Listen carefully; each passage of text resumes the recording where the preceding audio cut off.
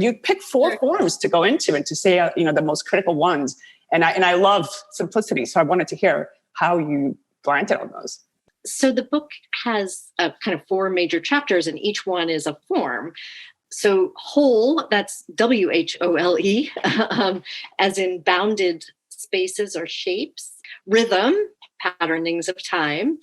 Hierarchy, that is vertical orderings, rankings in terms of importance. And then network, which is any kind of connective form, any kind of pathway that connects, any set of pathways that connect multiple pieces together. And I chose those for one reason that has to do specifically with my field, which is that those are all forms that have a real prominence in studying works of art as well as in studying the social world. So they cross over back and forth between them. So if you think about rhythm, we study rhythm in music, we study rhythm in poetry, but we also, in the social world, we have laboring rhythms, we have rhythms of work and sleep, right? Like, so you could cross between the social and the aesthetic and the world of the arts with each of these forms. But the other reason is that two of the forms have a good reputation and two of the forms have a bad reputation. And I wanted to think about them all together and think, are they all what we think they are? So wholes are like national boundaries, like these containers, and we're always thinking about how do you break free from them, right? So wholes are bad and hierarchies are bad, right? They organize us in unfair, unjust rankings.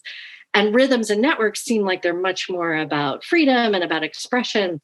But what I kind of discovered in my book, that I didn't start out with this idea, but it ended up organizing the book, was that actually they all have both affordances. They both afford both justice and injustice. If you think about hierarchy is a great example, I think, because I only had negative associations with hierarchy. And this is something that Cyndi and I have talked about.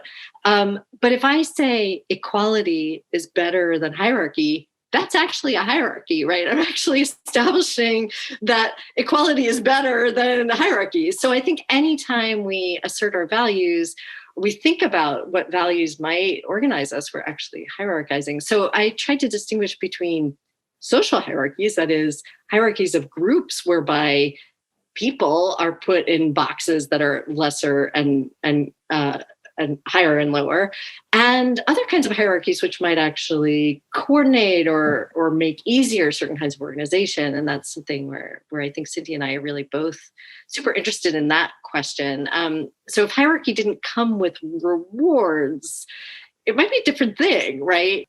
And similarly, networks, people think of them as these free, sprawling things, but actually they have pretty strong principles of organizing us.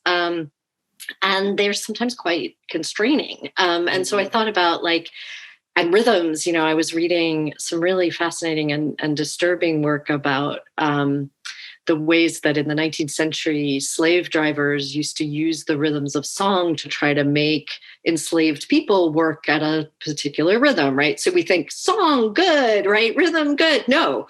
Oppressive, exploitative, right? Exactly the wrong kind of use. So I wanted to think about how each of these forms has these many possibilities. And that when we go, and this is what I didn't get to in my book and what I'm writing about now, when we go to design or build lives for the better, how should we think about how forms play a role? We've spent so much time, I think, both in progressive movements and also in the arts thinking about breaking forms, but maybe we could put them to use for justice. And that's been my real question, and for change.